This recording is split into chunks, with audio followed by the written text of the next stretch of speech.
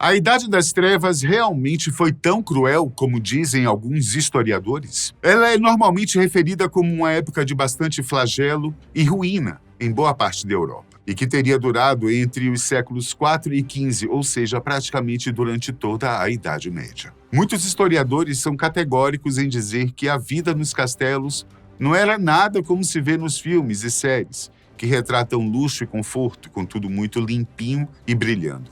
Realmente, não era assim, não. Agora, imagine para os súditos, os cidadãos comuns. Petrarch, um poeta e humanista italiano do século XIV, acreditava que a Idade Média foi um período de declínio cultural e literário. Ele argumentou que a literatura da Antiguidade Clássica era superior à literatura medieval, que ele considerava bárbara e inferior. Petrarch acreditava que a literatura clássica era mais sofisticada e refinada, e que os escritores da antiguidade eram mais talentosos e criativos do que os escritores medievais. Ele também criticou a escolástica, um método de ensino que dominou a educação medieval por ser excessivamente formal e dogmático. Petrarch defendeu a ideia de que a literatura deveria ser usada para expressar emoções e sentimentos pessoais, em vez de apenas transmitir informações. Embora a visão de Petrarch sobre a Idade Média tenha sido influente, muitos estudiosos modernos argumentam que ela é simplista e imprecisa. A Idade Média foi um período tanto intenso quanto tenso, com muitas realizações culturais e literárias notáveis. Além disso, a literatura medieval não pode ser julgada pelos mesmos padrões que a literatura clássica, pois reflete uma época e uma cultura diferentes. Com a queda do Império Romano, a Europa Ocidental experimentou uma descentralização do poder. O vácuo deixado pelo governo romano centralizado levou a uma fragmentação política, com reinos menores e a ascensão do sistema feudal. A política na Idade Média era caracterizada por uma intrincada rede de relações feudais, em que os senhores feudais governavam seus feudos com autoridade administrativa, judicial e militar. O poder centralizado do Império Romano foi substituído por uma estrutura política descentralizada, com muitos pequenos reinos independentes. Essa fragmentação política levou a uma série de conflitos e guerras, mas também permitiu o surgimento de uma cultura e identidade europeias distintas. A política na Idade Média era dominada pelos senhores feudais, que governavam seus feudos com base em um sistema de lealdade e proteção mútua. Embora a política medieval tenha sido frequentemente caracterizada como caótica e violenta, ela também foi marcada por uma série de realizações notáveis, incluindo o desenvolvimento do sistema legal e a construção de muitas das grandes catedrais e castelos da Europa. O sistema feudal foi uma organização econômica, política e social que predominou na Europa Ocidental durante a Baixa Idade Média. Ele surgiu do encontro entre os costumes romanos e germânicos, através das invasões bárbaras no então Império Romano do Ocidente. O sistema feudal era baseado na posse da terra, o feudo, que era concedido pelo rei como recompensa aos líderes por terem participado de batalhas. O feudo era uma grande propriedade rural que abrigava o castelo fortificado, as aldeias, as terras para cultivo, os pastos e os bosques. A sociedade feudal era estamental, isto é, um sistema composto por camadas sociais que se diferenciavam pelos privilégios que possuíam. Existiam 3 estamentos sociais: a nobreza, o clero e os servos. A nobreza era proprietária de terras e seus integrantes eram chamados senhores feudais. Estes aplicavam as leis, concediam privilégios, comercializavam com os vizinhos, administravam a justiça, declaravam as guerras e faziam a paz. No topo da nobreza estava o rei, que concentrava pouco poder político, pois este era dividido entre o monarca e os senhores feudais. No entanto, o monarca tinha prestígio junto aos outros senhores feudais. O clero, por sua vez, se tornou a mais poderosa instituição feudal, pois foi proprietário de vastas extensões de terra, além de determinar diretamente as relações sociais. Segundo ela, Cada membro da sociedade tinha uma função a cumprir em sua passagem pela terra. A função do nobre era proteger militarmente a sociedade, a do clero, rezar, e a do servo, trabalhar. Além disso, os mosteiros medievais eram responsáveis pela conservação de manuscritos sobre literatura, filosofia e ciência. Apoiavam os viajantes e acolhiam os doentes. O trabalho estava fundamentado na servidão, com os camponeses presos à terra e subordinados a uma série de obrigações, desde impostos e serviços. Por outro lado, os senhores feudais deveriam protegê-los em caso de ataques. Além dos servos, havia outros trabalhadores, como os vilões, em referência aos homens livres que moravam na vila, mas podiam prestar serviços ao senhor feudal e tinham permissão para trocar de propriedade. Os ministeriais, que ocupavam a administração da propriedade feudal e podiam ascender socialmente, chegando à condição de membros da pequena nobreza. E os escravizados, em geral empregados no serviço doméstico. Nessa época, era comum os cristãos escravizarem muçulmanos e vice-versa. As condições de vida nos domínios feudais eram rudes e mesmo a nobreza não vivia luxuosamente. O sistema feudal foi um dos pilares da sociedade medieval. E sua influência pode ser vista em muitos aspectos da cultura e da política europeias até os dias de hoje. E, não indo muito longe, alguns aspectos semelhantes ainda são encontrados também nas Américas, nas grandes propriedades. Mesmo porque boa parte da colonização deste lado de cá do Atlântico foi feita por europeus, não? A Idade Média é frequentemente associada a um período de insegurança e de muitos conflitos. A ausência de um governo centralizado e forte foi uma das principais causas para a instabilidade e insegurança. Isso resultou em conflitos frequentes, como guerras entre senhores feudais, invasões bárbaras e outras formas de violência. A política na Idade Média era caracterizada por uma complexa rede de relações feudais, em que os senhores feudais governavam seus feudos com autoridade administrativa, judicial e militar. O poder centralizado do Império Romano foi substituído por uma estrutura política descentralizada, com muitos pequenos reinos independentes. Essa fragmentação política levou a uma série de conflitos e guerras, mas também permitiu o surgimento de uma cultura e identidade europeias distintas. A insegurança, os conflitos e o medo do desconhecido eram uma realidade constante na vida das pessoas durante a Idade Média. As guerras entre senhores feudais eram comuns e muitas vezes envolviam a destruição de vilas e cidades inteiras. As invasões bárbaras também eram uma ameaça frequente e muitas vezes resultavam em saques e pilhagens. Além disso, a peste bubônica, que assolou a Europa no século XIV, causou a morte de milhões de pessoas e agravou ainda mais a situação das pessoas que viviam naquela época. Apesar da violência e da insegurança, a Idade Média também foi um período de grandes realizações culturais e literárias. A arquitetura gótica, por exemplo, produziu algumas das mais belas catedrais e igrejas da Europa. A literatura medieval também foi rica e variada, com obras que vão desde as epopeias medievais até os poemas líricos. Além disso, a filosofia e a teologia medievais foram responsáveis por muitos avanços intelectuais que influenciaram o pensamento ocidental ao longo dos séculos. Durante a Idade Média, as restrições sociais e econômicas deixavam a maioria da população em situação de miséria e total dependência das classes mais altas. A mobilidade social era limitada e as oportunidades econômicas eram frequentemente determinadas pela posição social no nascimento da pessoa. A vida para os camponeses, em particular, era muitas vezes difícil, com trabalho árduo, altos tributos e poucas perspectivas de melhoria. Além disso, muitos eram os senhores feudais que não pagavam seus empregados e, pior ainda, os mantinham em sistema de cárcere, ameaçando-os se tentassem fugir para tentar trabalhar em outro lugar. A estes camponeses, restava ficar e aceitar as mais duras condições para proteger suas vidas e as de suas famílias.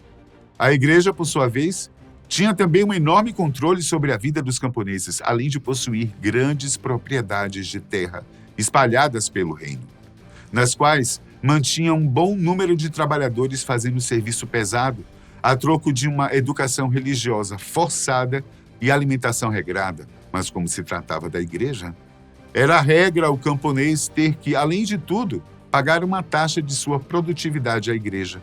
Se ele se recusasse, era perseguido e punido. E isso sem contar a taxa cobrada pelo reino. Segundo historiadores, milhares de camponeses caíam na malha fina, uma vez que as condições de trabalho, ambientais e vários outros detalhes em nada colaboravam para boas colheitas. Muitos foram duramente castigados, outros perderam tudo, até mesmo suas vidas. A peste bubônica, também conhecida como peste negra, foi uma pandemia que se alastrou pela Ásia e Europa durante o século XIV. Ela era transmitida por pulgas, ratos domésticos ou pelo contato com outro contaminado. No continente europeu, a pandemia durou entre 1347 e 1353. Calcula-se que 1/3 da população da Europa morreu em decorrência da doença. Os números são imprecisos, mas variam entre 25 a 100 milhões de mortes. A enfermidade teve sua origem na Ásia Central, provavelmente na China, e se espalhou pelo Ocidente através dos barcos que realizavam comércio entre Ásia e Europa.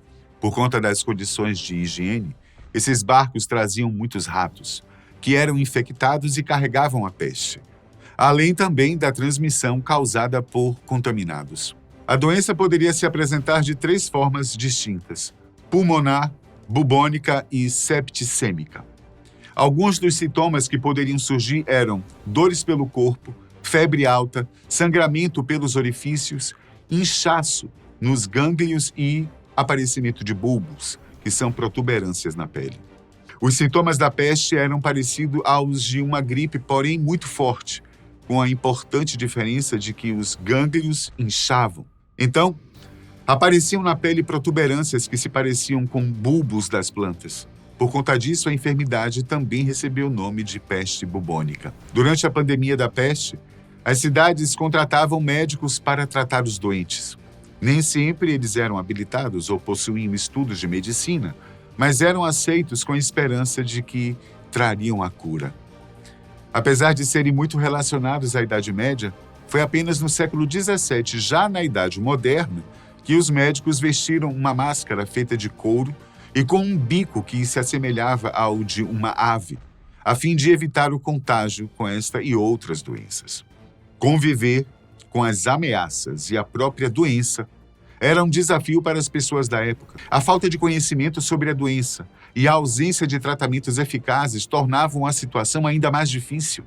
A peste bubônica deixou marcas profundas na história da humanidade e é lembrada até hoje como uma das maiores pandemias da história. Na Idade Média, a perseguição às chamadas bruxas estava relacionada principalmente à crença generalizada em magia e feitiçaria, associada muitas vezes a práticas heréticas.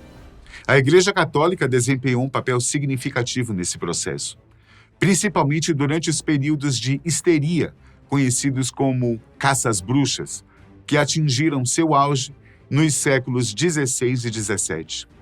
As pessoas acusadas de bruxaria podiam incluir mulheres, embora homens também fossem alvos. Muitas vezes as acusações eram baseadas em superstições, mal-entendidos ou rivalidades locais. Algumas características que poderiam levar à acusação de bruxaria incluíam o isolamento social, práticas alternativas de cura, o conhecimento de plantas medicinais, a posse de animais de estimação incomuns e até mesmo características físicas consideradas anormais. O processo de julgamento das bruxas frequentemente envolvia métodos brutais e ineficazes para determinar a culpa, como o julgamento da água, no qual a pessoa acusada era jogada na água. Se ela flutuasse, era considerada culpada; se afundasse, inocente. Além de tortura para obter confissões. As confissões muitas vezes eram obtidas mediante pressão extrema e eram usadas como prova contra a pessoa acusada. As punições variavam, mas incluíam frequentemente execuções, como a morte na fogueira. As bruxas eram vistas como agentes do diabo E a caça às bruxas foi uma manifestação extrema do medo e da intolerância religiosa da época. É importante notar que muitas das pessoas acusadas de bruxaria eram inocentes e foram vítimas de uma atmosfera de paranoia e ignorância. Ao longo do tempo, a perseguição às bruxas diminuiu à medida que a sociedade progrediu e a compreensão da ciência e da razão aumentou. No entanto, esse período sombrio da história ainda é lembrado como um exemplo de como o fanatismo religioso e a falta de compreensão podem levar a sérios abusos e injustiças. Mas não eram somente as bruxas que atormentavam as mentes dos menos favorecidos de informação. Antes de mais nada, nada pode afirmar que os poderosos da igreja naquela época sabiam muito bem que as pessoas que iam para a fogueira não eram exatamente seres adotados pelo diabo, mas sim pessoas que tinham uma coragem de ir além das regras estabelecidas, no intuito de ajudar outras pessoas. Contudo, não eram bem vistas pelo clero, pois poderiam sim influenciar na educação religiosa que era imposta naqueles anos. Enfim, outros seres acabaram também povoando o imaginário popular, como acontece ainda hoje em várias regiões do mundo. Porém, na Idade Média, em que a informação só corria por boca a boca por mensageiros do reino, a crença em seres fantásticos era muito mais forte.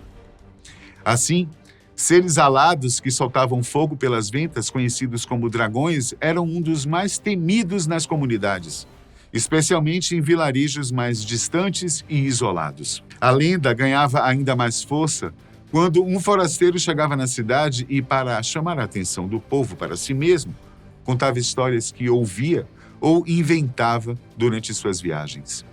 Como o forasteiro era a única fonte de informações que possuíam de fora, não havia outra forma a não ser acreditar que os dragões podiam destruí-los em um piscar de olhos. Os dragões eram retratados como enormes répteis dotados de grandes asas, muitas vezes guardiões de tesouros e que causavam grandes destruições. São Jorge, o mítico herói que frequentemente é representado derrotando um dragão, saiu de uma dessas histórias contadas durante a Idade Média. Um outro ser que surgiu de contos de viajantes naquela época foi o unicórnio. Trata-se de um animal muito semelhante a um cavalo, porém dotado de um único chifre na testa, por isso seu nome, e que normalmente tem um dom de voar.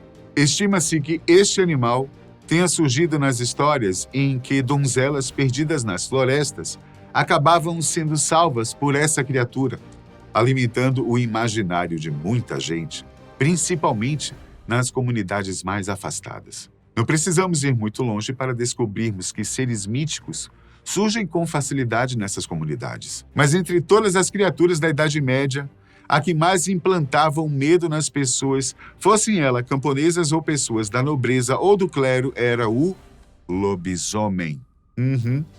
A lenda em si tem raízes em várias culturas ao redor do mundo, sendo uma das mais difundidas e conhecidas no folclore europeu. A figura do lobisomem é um ser humano que, de acordo com a lenda, pode se transformar em um lobo ou em uma criatura com características de lobo durante a lua cheia. É muito difícil determinar de onde surgiu a lenda. Na Europa, durante a Idade Média, uma criatura como o lobisomem não podia faltar, claro. E o mais interessante é que, justamente naqueles anos, a crença em uma criatura meio homem, meio lobo, cresceu vertiginosamente e, em boa parte dos casos, era associada a práticas de magia negra e bruxaria. Normalmente, as histórias partiam de um motivo. Os homens eram transformados em lobos como resultado de um castigo. A lenda do lobisomem também foi influenciada pela associação da lua cheia com eventos misteriosos e sobrenaturais. A ideia de que a transformação ocorre especialmente durante a lua cheia é uma característica comum nas histórias modernas de lobisomens. Independentemente de sua origem, a figura do lobisomem continua a ser uma das mais reconhecíveis e intrigantes no mundo das criaturas folclóricas e mitológicas. E aqui no Brasil, como deveriam ser os mitos durante a Idade Média? Bom, para começar, o Brasil nem terra de Santa Cruz ainda era, uma vez que foi descoberto somente em 1500, ok? ou quase 50 anos após o fim do período definido como Idade Média. Enfim, nosso vídeo acaba por aqui. Até a próxima. Ah, não deixa de clicar no gostei, tá?